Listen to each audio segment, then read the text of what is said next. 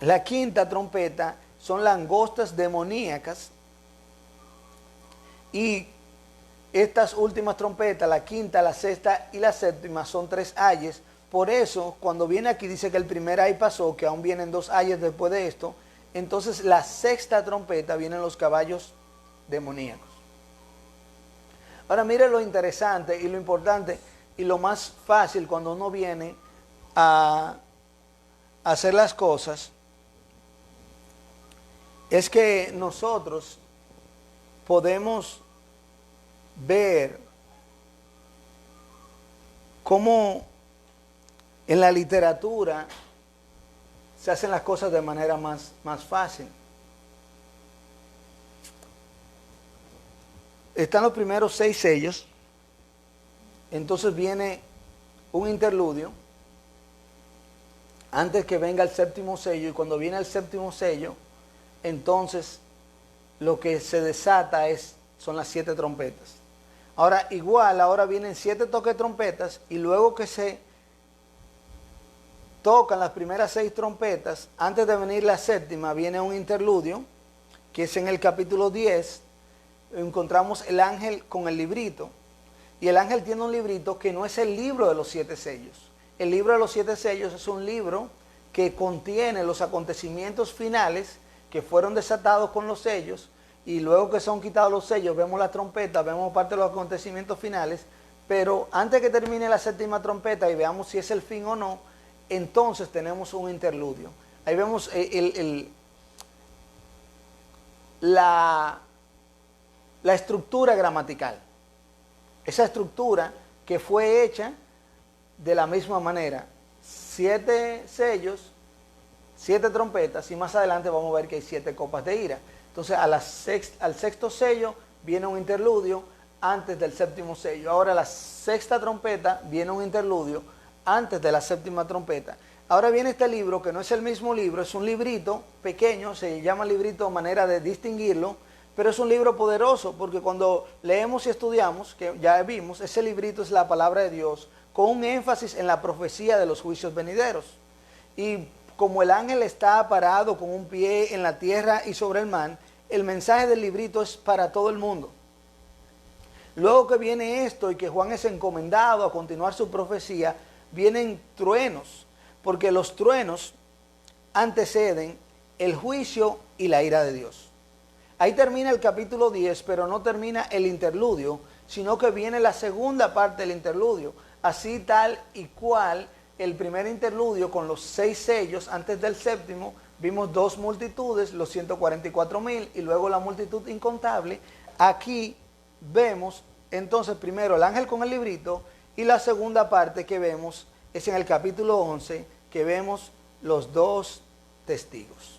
Aquí llegamos en Apocalipsis 11 a los 2 testigos. Aquí arrancamos. Le pido que por favor vaya conmigo si tiene una Biblia a mano o un dispositivo, y si no, que me escuche mientras estoy leyendo. Apocalipsis 11, y vamos a leer los versos 1 al 14 de Apocalipsis 11. Entonces me fue dada una caña semejante a una vara de medir, y se me dijo: levántate y mide el templo de Dios y el altar y a los que adoran en él. Pero el patio que está fuera del templo, déjalo aparte y no lo midas, porque ha sido entregado a los gentiles, y ellos hollarán la ciudad santa 42 meses. Y daré a mis 2 testigos que profeticen por 1260 días, vestidos de cilicio. Estos testigos son los 2 olivos y los 2 candeleros que están en pie delante del Dios de la tierra. Si alguno quiere dañarlos, sale fuego de la boca de ellos y devora a sus enemigos. Y si alguno quiere hacerles daño, debe morir él de la misma manera.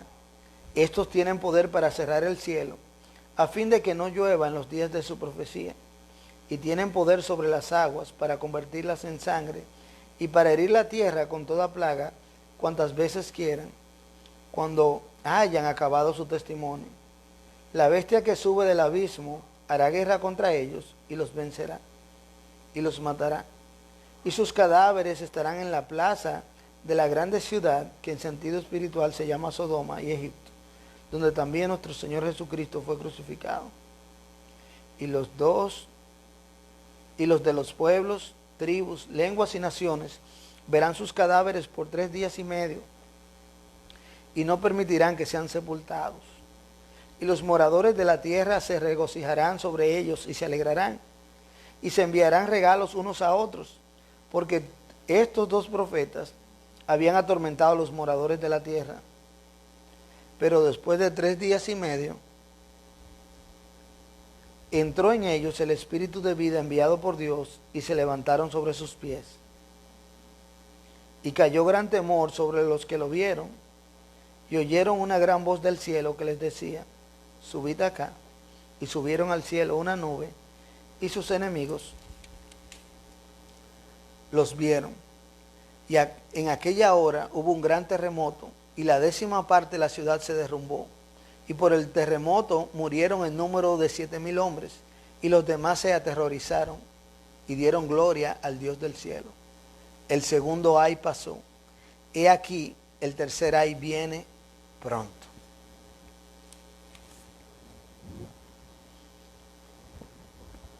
Para los días que fue escrita esta profecía, que fue escrito el libro de Apocalipsis, entre el 80 al 95 aproximadamente después de Cristo, ya el Señor Jesucristo, ¿verdad?, tenía más de 40 años que había sido crucificado, 40, 50 años que había sido crucificado. Ya él había profetizado algunas de estas cosas. Y ya el templo de Jerusalén había sido destruido. Por lo menos por más de 10 años. Los cristianos eran perseguidos. Y el Señor Jesucristo habló de manera implícita de la salvación de Israel, del pueblo de Israel. Y el apóstol Pablo también habló de la salvación del Israel físico, no el espiritual, haciendo una distinción al capítulo 11 de Romanos. Y en este capítulo hay elementos gramaticales que demandan una interpretación simbólica, lo cual es reconocido aún por los más literalistas, que pasan por alto el estilo literario. Aquí entonces vemos, cuando llegamos, están los 2 testigos, pero los 2 testigos, antes de entrar y darnos dónde entran los 2 testigos, podríamos decir que hay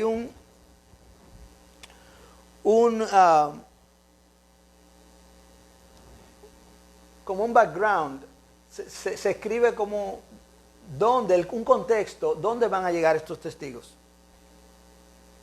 Y cuando estos testigos van a llegar es con la medición del templo. En el versículo 1 aquí de Apocalipsis 11, vemos que entonces fue dada una caña semejante a una vara de medir, y se me dijo: levántate y mide el templo de Dios y el altar y a los que adoran en él. Esa caña le fue dada.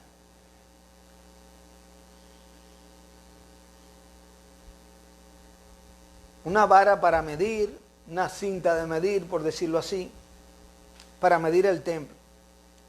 Y cuando vemos aquí que le dice que mida el templo, la palabra usada para templo se refiere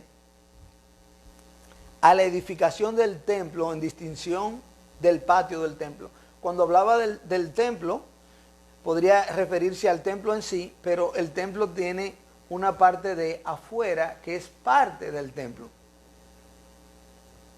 Y a este lugar de afuera no es que se está refiriendo, sino que está haciendo un énfasis exacto en la edificación interna, en el edificio como tal, el edificio del templo. Y a este edificio es que se refiere aquí la palabra cuando está hablando. Entonces le manda a medir este templo la parte interna.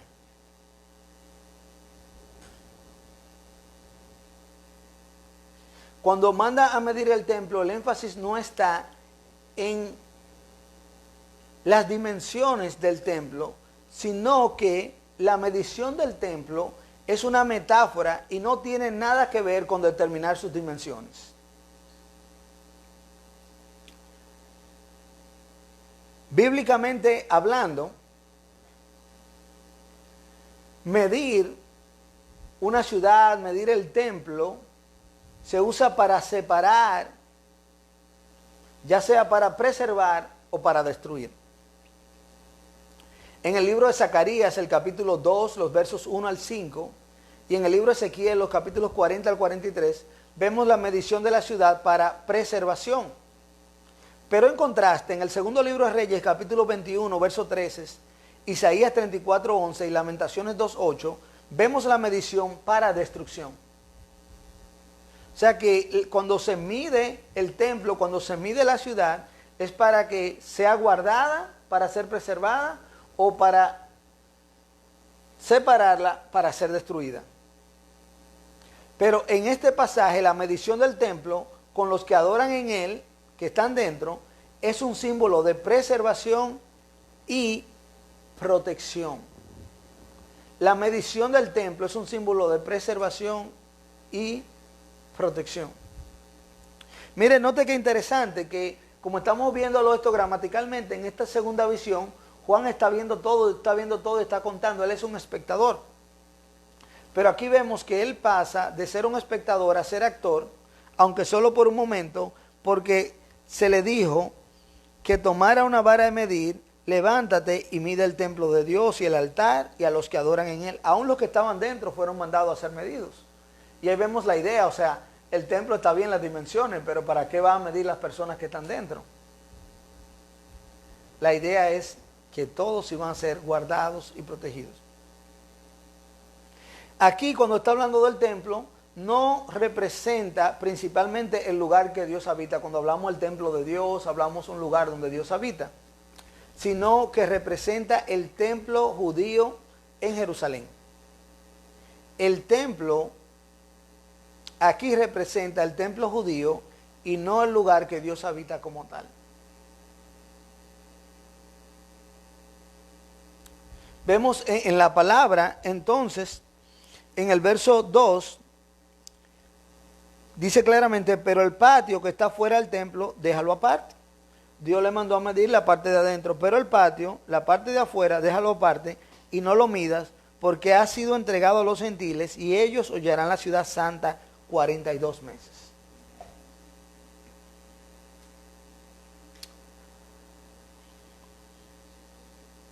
La parte de afuera es pisoteada, hollada por los gentiles. Los gentiles, todos aquellos que no son judíos, o sea, todo el mundo, con excepción de los israelitas, los judíos, y especialmente también representan todos los paganos, todos los que creen en dioses extraños, todos los que tienen o no tienen religión que no sea la religión de Dios a través del Señor Jesucristo.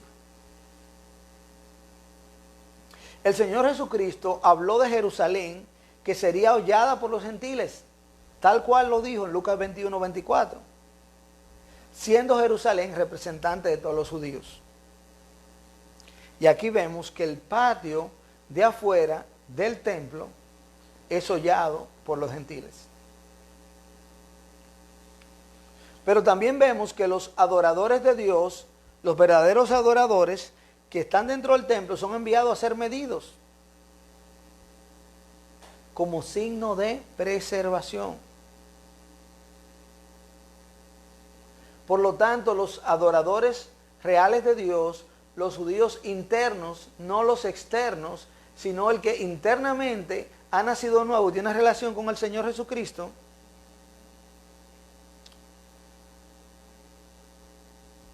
es preservado. Pero los demás judíos, los que están en el patio, fuera, o en toda la ciudad, como dijo el Señor Jesucristo y como este mismo pasaje muestra aquí, es entregado a los gentiles.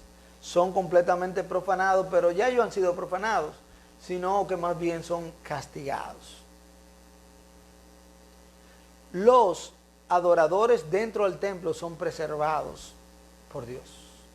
Aquí vemos la idea nuevamente de que el pueblo de Dios es preservado aún en los tiempos más hostiles. Pero aquí especialmente está hablando de los judíos. Estos adoradores son el remanente protegido por Dios. Solo vemos un remanente judío preservado aquí. Los adoradores de Dios, los que le adoran en espíritu y en verdad, los que tienen una relación con Dios a través del Cordero, el Señor Jesucristo, aquellos que creyeron en el Mesías enviado,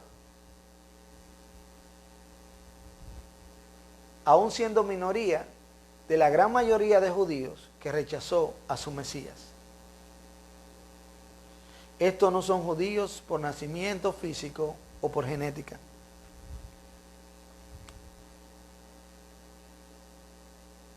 Pero dice que esto será por 42 meses. Por 42 meses.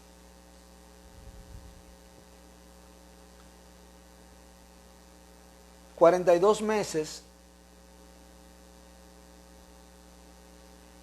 Eso nos lleva a recordar la profecía de el profeta Daniel en el capítulo 9 del mismo libro de Daniel.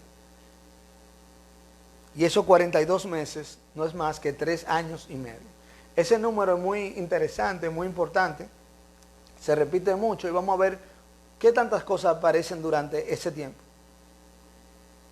3 años y medio es el tiempo de dominio del mal antes del fin.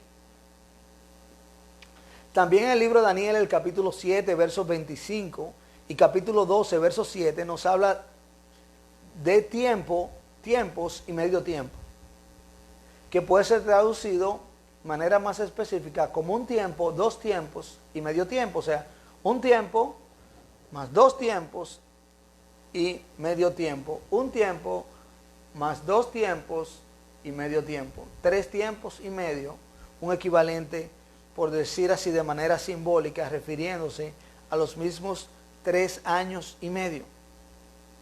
Este es el tiempo que la ciudad santa será hollada, y el tiempo de la misión de los 2 testigos, y el tiempo de la preservación de la mujer celestial en el capítulo 12, y el tiempo que la bestia tiene permitido ejercitar su autoridad en el capítulo 13.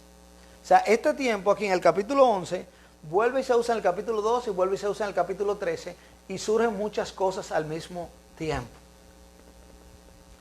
Israel como nación entonces cae en juicio por su apostasía espiritual y es entregada a los gentiles por un tiempo. El verso 8 muestra esta apostasía, que es una infidelidad espiritual a Dios, es un descarrío de los caminos de Dios, es un apartarse de los caminos de Dios y olvidarse de Dios, del pueblo de Israel, que realmente solamente son descendientes del pueblo de Dios, pero en su mayoría no tienen nada que ver con Dios. Y por eso vemos todo lo que ellos hacen hoy, sin ningún temor de Dios y sin nada de Dios, porque rechazaron al Mesías y rechazan la palabra de Dios. En el versículo 8, no vamos a ir allá, pero solamente a manera de mención, vemos esta apostasía de este pueblo, donde la ciudad que representa a este pueblo es llamada Egipto. Egipto en toda la Biblia es un prototipo del mundo, del sistema mundanal, del sistema de este mundo que antagoniza el sistema de Dios. Pero no solo es llamada Egipto, sino que también es llamada Sodoma. El prototipo de la impiedad, de la inmoralidad y de rechazo a Dios. Quienes aún rechazaron a los ángeles de Dios. Así que aquí viene y vemos que viene y se le manda a medir el templo, es para preservación. Los que adoran en él son preservados, es un remanente judío guardado, preservado. Pero viene un tiempo difícil donde viene una gran persecución, donde viene de todo por 3 años y medio, 42 meses. Y este verso 2 de Apocalipsis 11 nos dice que estos 42 meses es el tiempo que Jerusalén será hollada. Es el tiempo que Jerusalén será pisoteada, humillada, atacada, enjuiciada por completo. Las veces que he podido hablar con dos veces he podido hablar con rabinos judíos, y se les hace muy difícil a ellos ver un tiempo peor que los que ellos hayan pasado, como el periodo de la Inquisición o como cuando Jerusalén fue destruida. Pero el Señor claramente habla de tiempos peores, cuales nunca hay o han habido en la tierra. Y vienen tiempos peores profetizados por Dios para ellos, cuales nunca se han visto. Pero también en el verso 3, que vamos a seguir hablando un poquito más adelante, el verso 3 de Apocalipsis 11, esos 42 meses también es el tiempo de la misión de los 2 testigos.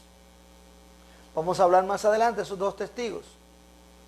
Pero también, como mencionamos, esos 42 meses es el tiempo de la preservación de la mujer celestial, que habla el capítulo 12, y también más adelante, ya en otro estudio, la próxima semana, Dios mediante, podemos hablar de quién es esta mujer y qué representa.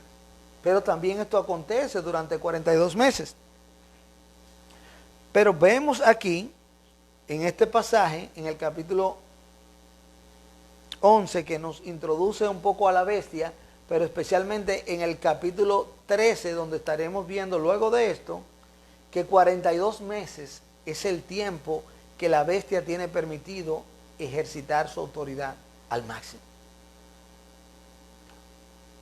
Entonces, en conclusión, aunque vemos los 2 testigos serían como una manera, vamos a poner quizá de comparar, aunque no es lo mismo, así como el evangelio es predicado en el tiempo de los sellos y en dificultad, así los 2 testigos en todo este tiempo de maldad y de hostilidad, y de manera especial son guardados y protegidos por Dios, pero no es el tiempo de Dios, ni de los testigos, ni del mensaje que predican los testigos, sino que en manera general, estos 42 meses representan el período de poder satánico del anticristo en los días finales. Eso es lo que hace todo este tiempo fuerte que vemos y que la Biblia nos muestra, que la Biblia nos enseña. Todo eso hay que tomarlo y tenerlo en cuenta cuando uno viene a ver lo que estamos hablando. Entonces, ya con eso ahí, solamente introduciendo esos 2 versos, como ese contexto, entonces entran los 2 testigos del interludio en que estamos. Dice el verso 3 de Apocalipsis 11, y daré a mis 2 testigos que profeticen por 1260 días vestidos de silicio.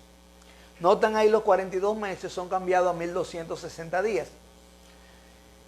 El calendario judío es un calendario lunar que tiene 360 días. A diferencia del nuestro, que tiene 365. Entonces, en un calendario de 360 días, 3 años y medio son 1260 días. Yo le digo porque yo siempre he sido muy curioso con el estudio de la palabra. La primera vez que vi el 1260, de una vez me puse a tirar los números y no me daba los 3 años y medio exactos. Pero si lo tiramos en 360, sí da 3 años y medio exactos, porque la mitad serían 180.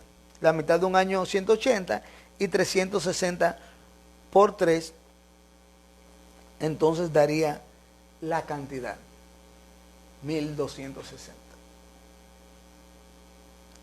Estos 1260 días, que son los mismos 42 meses, se le da a los dos testigos de Dios para que profeticen.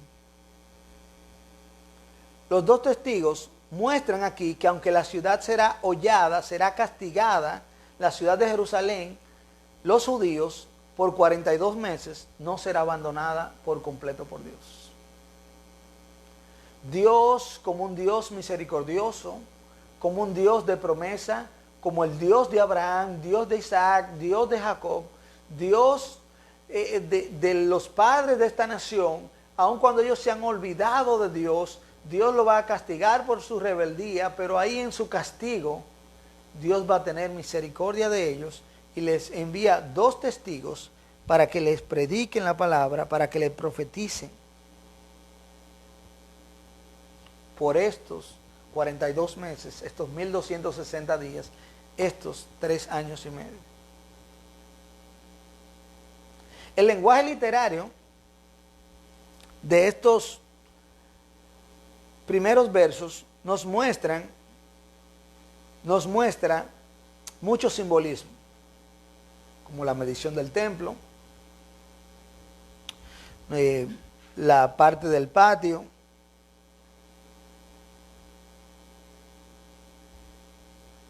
pero ahora, de aquí en adelante, cuando empieza a hablar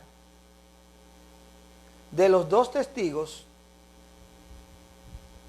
da tantos detalles que empieza a hablar de dos individuos históricos escatológicos. No solamente lo que ellos representan, aunque ellos representan algo, pero también está hablando de dos personas específicas. Los dos testigos son dos individuos históricos escatológicos. Históricos en el sentido de que van a ser parte de la historia, no que ya hayan pasado. Y escatológico viene de la palabra escatología, que muchos la han escuchado. La escatología es la doctrina de las últimas cosas. La doctrina que estudia los eventos del porvenir, los eventos finales, las últimas cosas por acontecer, los eventos apocalípticos proféticos. Entonces, escatológico es perteneciente a la escatología. Entonces, cuando hablamos de que son personajes históricos, son personajes reales que van a existir en cumplimiento de las profecías apocalípticas finales predichas por Dios en su palabra. El lenguaje entonces nos dice aquí que ya no es solo el simbolismo de lo que ellos representan, sino que son individuos históricos. Estos dos testigos son dos individuos, dos personas, dos profetas que representan la iglesia, testificando a Israel durante toda la historia consumada con estos dos representantes al final de la era. Más adelante lo voy a repetir de nuevo, pero una clave para la interpretación escatológica es que las profecías finales, especialmente el lenguaje apocalíptico, mejor dicho, para ser más específico, el lenguaje apocalíptico, por eso Apocalipsis es un libro histórico profético. El lenguaje apocalíptico utiliza eventos históricos y en base a estos eventos históricos nos explica eventos futuros, porque en el lenguaje apocalíptico los eventos históricos son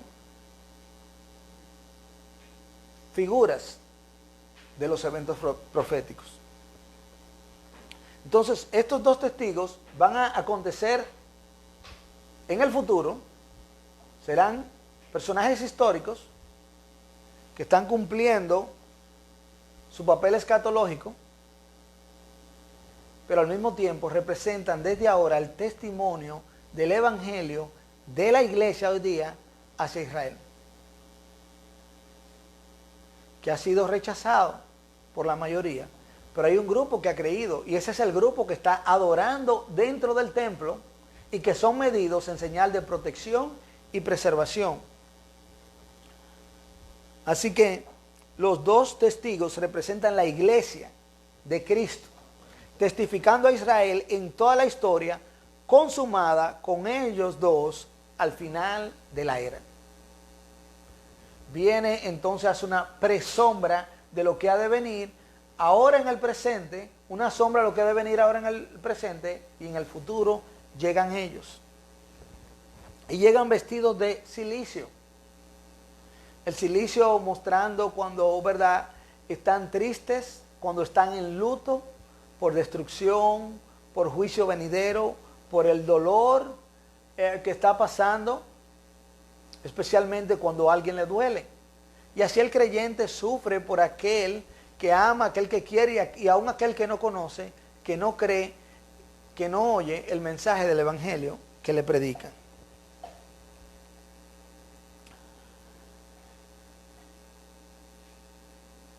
Vemos los profetas vestidos de silicio en la Biblia, en el segundo libro de Reyes, en el libro de Isaías, en el libro de Zacarías.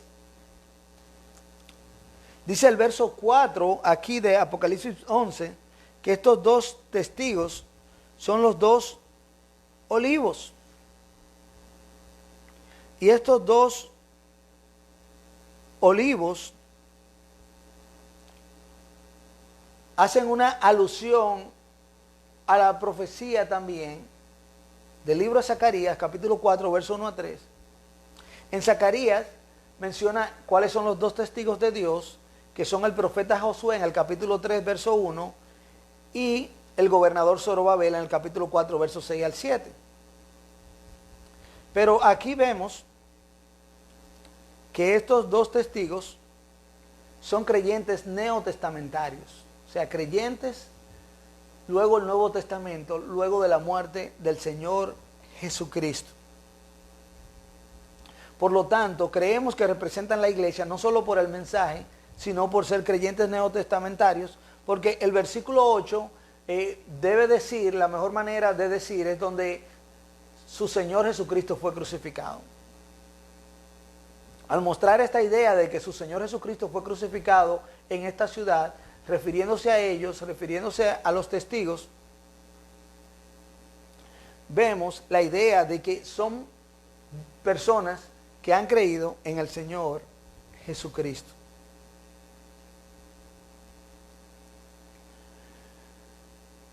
Y el verso 5 nos dice que a estos testigos nadie le puede hacer daño. Mientras ellos están en su misión, nadie puede hacerle daño. Y si alguno quiere dañarlo, sale fuego de la boca de ellos.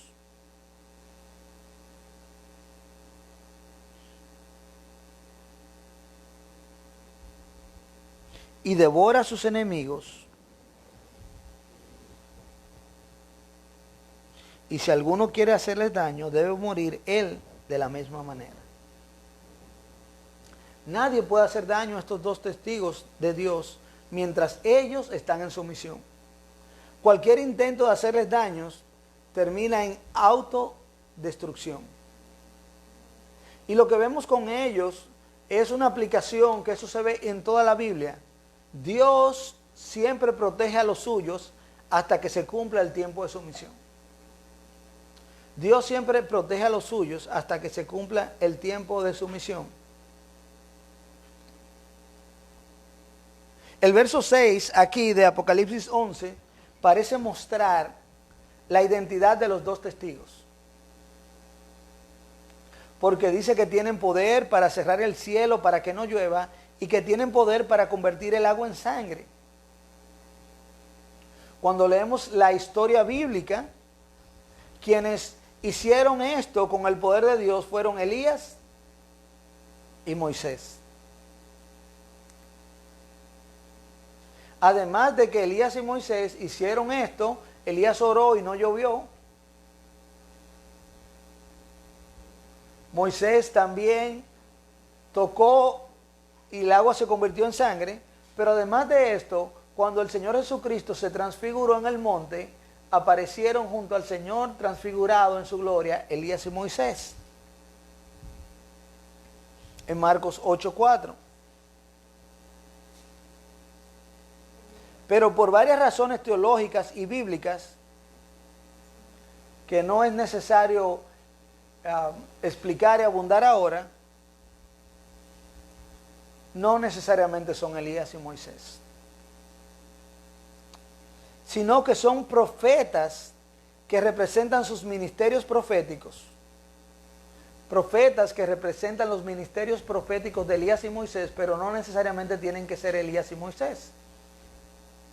Juan el Bautista, el Señor Jesucristo dijo que era el Elías que había de venir. En Mateo 11, 14, Mateo 17, 10 al 13. Pero Juan el Bautista, aunque era el Elías que había de venir, Juan el Bautista era Juan el Bautista, no era Elías. Y estos dos profetas con características similares a Moisés y a Elías, no son Moisés y Elías. Como ya mencionamos, el verso 7 nos dice: cuando hayan acabado su testimonio, o sea, los dos testigos, la bestia que sube del abismo hará guerra contra ellos y los vencerá. Cuando haya acabado su testimonio. Como mencionamos, hasta que no se cumpla el propósito de Dios con ellos, son intocables. Nada ni nadie podrá destruirnos a nosotros hasta que Dios haya terminado con nosotros. Mientras Dios tiene un propósito en su vida en nosotros y no se ha terminado, nadie puede tocarnos. Y el día que alguien pueda tocar a un hijo de Dios para destruirlo, es porque el propósito de Dios ya ha terminado en la vida de esa persona. Y nosotros no nacimos para vivir para siempre en este mundo. La única manera que podemos escapar es si tenemos la bendición de seguir con el Señor y recibir al Señor en el aire. De lo contrario, nosotros vamos a pasar por la muerte. Pero eso solo va a pasar cuando el propósito de Dios haya terminado en nosotros.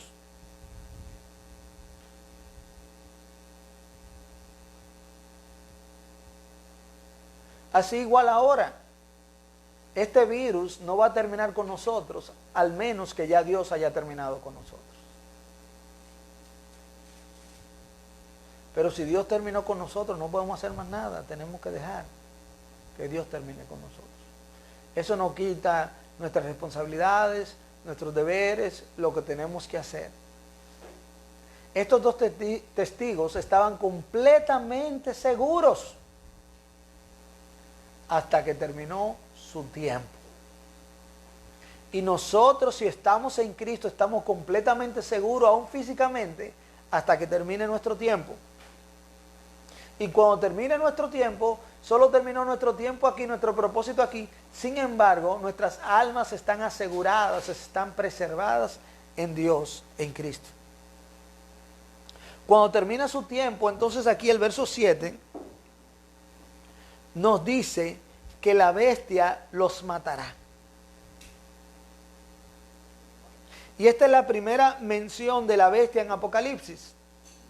Es revelado con un artículo definido, o sea, la bestia, no una bestia, como un ser ya conocido.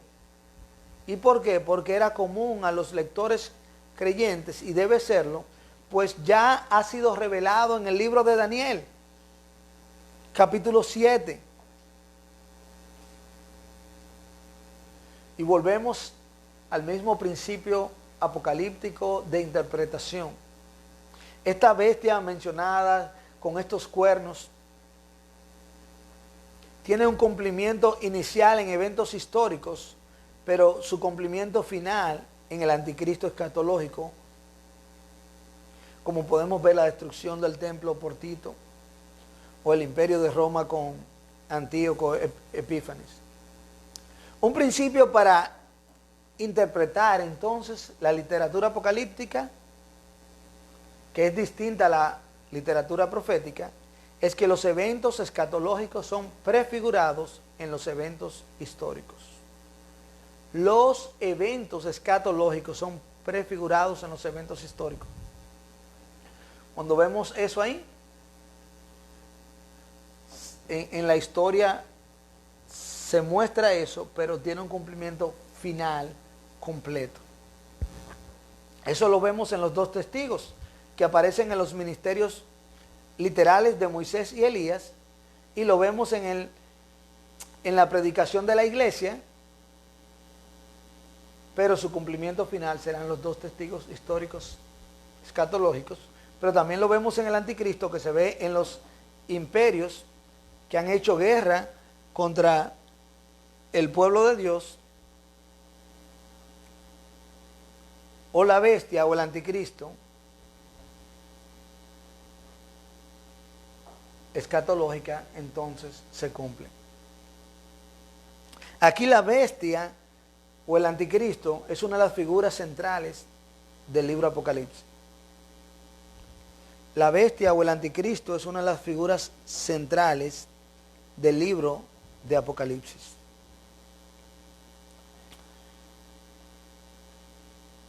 La hostilidad de la bestia escatológica y el anticristo también es prefigurada por Roma y por su imperio, como mencionamos a un emperador de ellos, Antíoco, cómo mostró toda su furia contra el pueblo de Dios y cómo aún a través de la religión se muestra esta furia contra la palabra de Dios.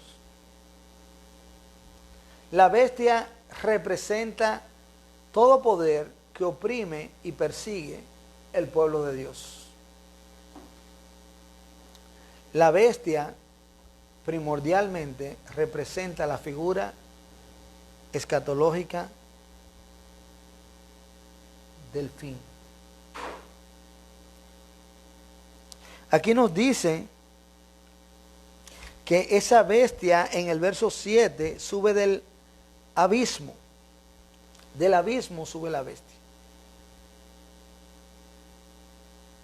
Es el mismo lugar de donde suben las plagas demoníacas de la quinta y la sexta trompeta. La bestia también es de origen satánico y su poder viene del ámbito demoníaco.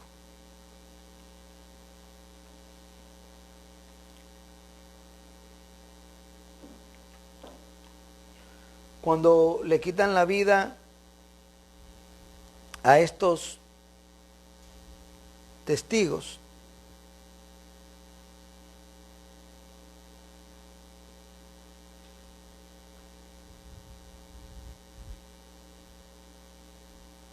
sus cadáveres son dejados en la ciudad.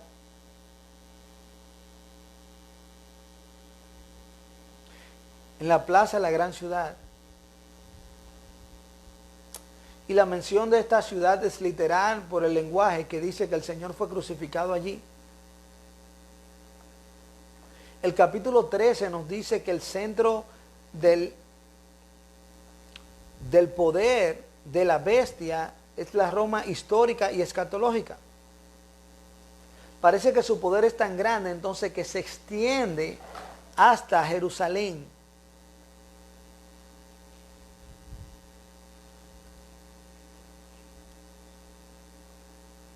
Esto es totalmente profético porque, como dijimos, en los días de Juan, Jerusalén ha sido desvanecida, el templo ha sido destruido.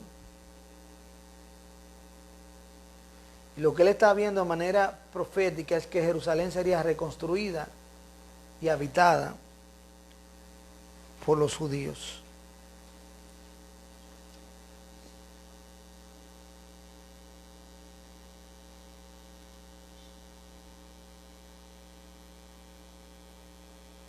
Esta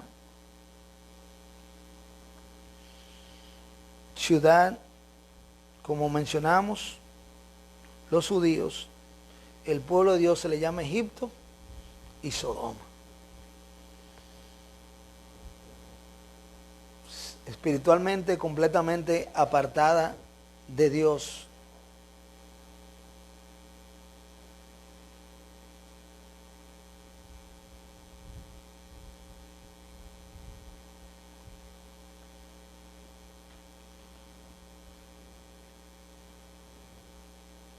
y lo que parece también, no solamente de lenguaje simbólico de lo que pasa con Sodoma y Egipto, sino que muestra cómo los judíos se han aliado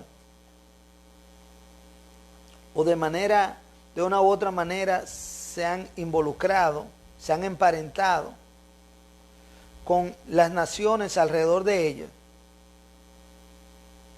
Y ahora los judíos y gentiles viven aquí en la ciudad santa. Y todos rechazan a Dios. Por 3 días y medio dice que le es quitada la vida a estos profetas y dejan sus cuerpos ahí fuera, sin nadie enterrarlos.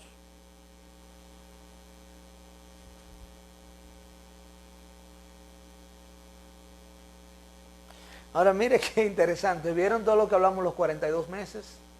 Los 1260 días, los 3 años y medio. Ahora aquí dice 3 días y medio.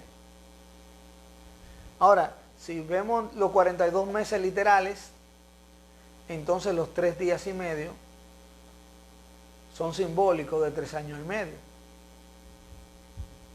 Pero ahora, ¿qué nos dice a nosotros que los 3 días y medio son simbólicos y que los 42 meses son literales? Podría ser al revés. En esencia, ¿cuál es el punto? Que no podemos decir si somos justos, si somos intérpretes gramaticales de las Escrituras, no podemos de manera estricta, cerrada, hablar de 3 años y medio como algo literal.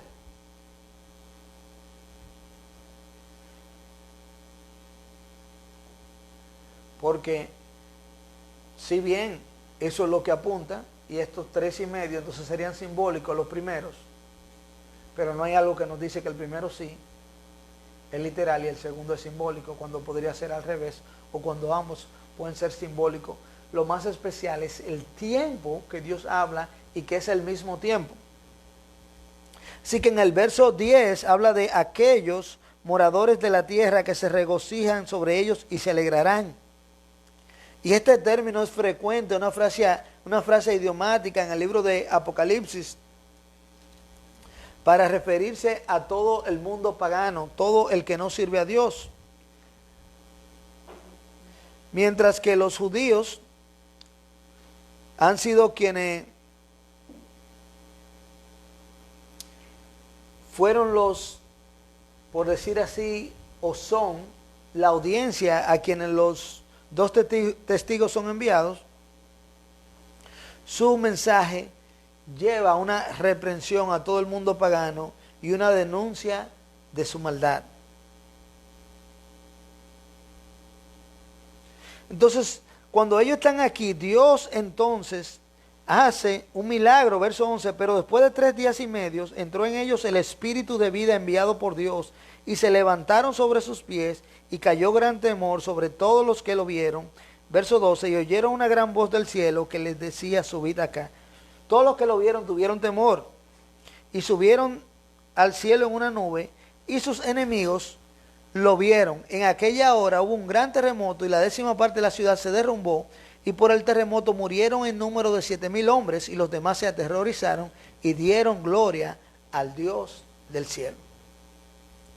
Aquí vemos entonces, recuerde que los que están fuera, en el patio del templo, representan no solo al patio del templo, sino que el pasaje mismo y lo que el Señor Jesucristo nos dice en Lucas, representan a toda Jerusalén, a todos los judíos, y estos, por el milagro de Dios en la resurrección de estos 2 testigos, se llenan de temor de Dios, entonces glorifican a Dios, lo que nos representa una conversión del pueblo judío en los últimos días.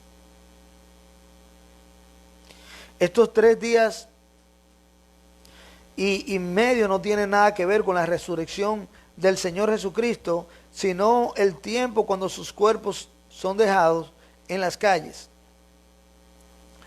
La resurrección de los dos profetas nos recuerdan la profecía de reavivamiento de Ezequiel 37 en el valle de los huesos secos, que esos huesos les da vida nuevamente, y la resurrección de estos dos mártires es seguida por su ascensión al cielo.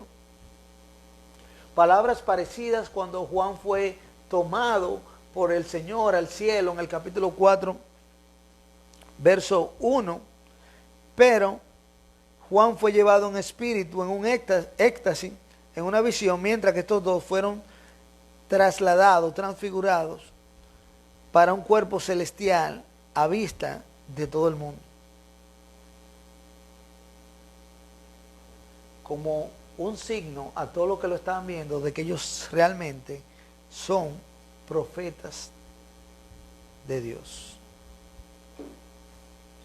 Aquí entonces cuando pasa eso vienen terremotos,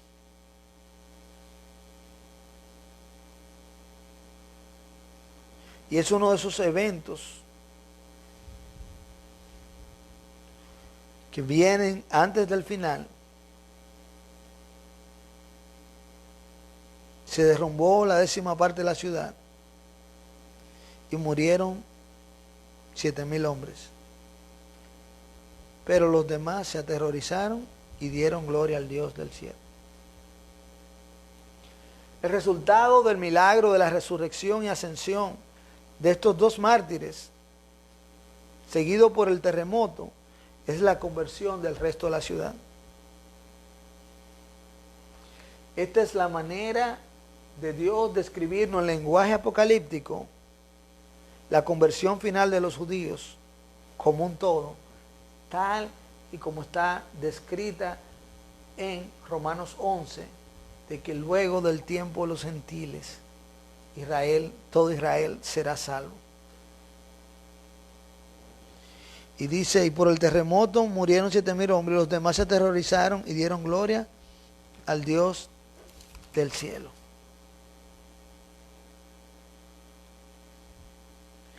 El versículo 11 dice que cayó gran temor sobre los que lo vieron, y los demás podía referirse a otros habitantes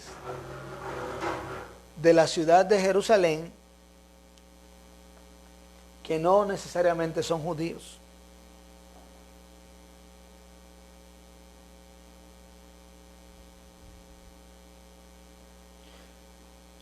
No necesariamente a los que están fuera de Jerusalén, porque los que están fuera de Jerusalén, lamentablemente, como hemos visto, el capítulo 9 y también veremos el capítulo 16, son adoradores de la bestia, y aún con todas estas catástrofes no se arrepienten.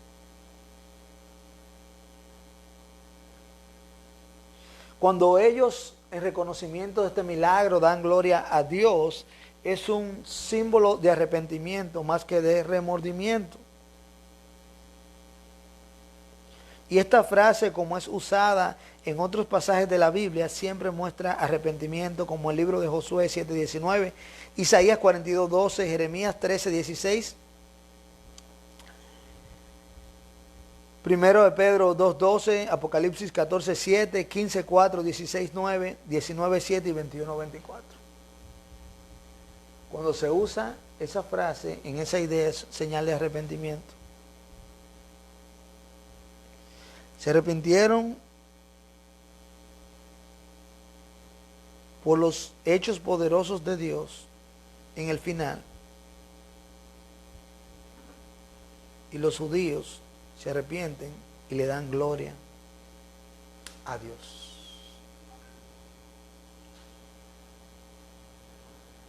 Con esto en mente, con este interludio que, aunque me tomé un poco más de tiempo de lo usual, no quería seguir en el interludio, para que hoy podamos terminar y la próxima semana entonces entremos ya en sí al toque de la 7ª trompeta.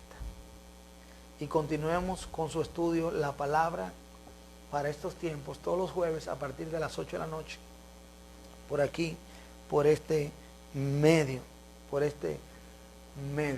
alguna pregunta que tenga, usted no la escribe para luego respondérsela, ya sea por las redes o sí, por las redes o quizás por el próximo estudio. ¿Qué vemos aquí interesante?